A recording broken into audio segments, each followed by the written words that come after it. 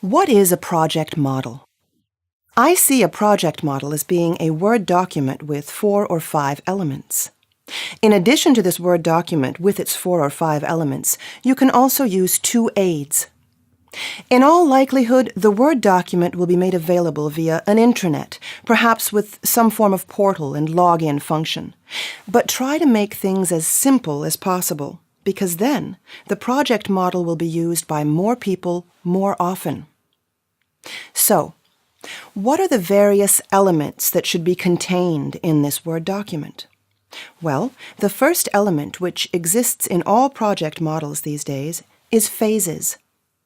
How many phases we have and what they are called is not particularly important.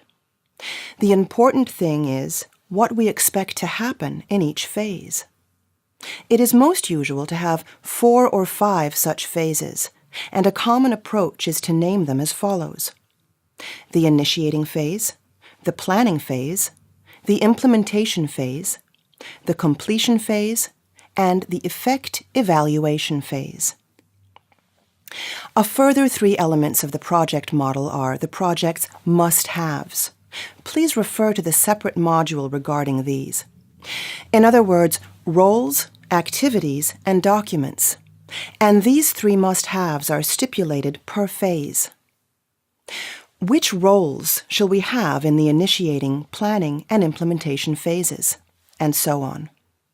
Which activities shall we undertake? And which documents shall we produce during each phase?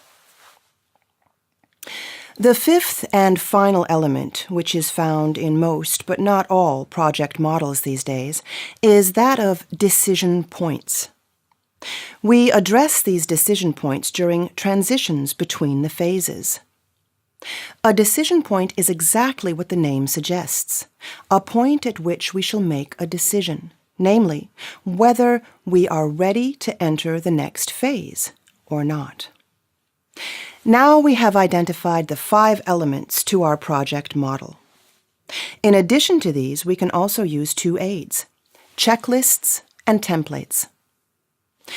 We may decide that a work-related task or assignment that we need to resolve does not actually need to be managed as a project, since the task or assignment in question is not particularly complex or large in terms of its scope.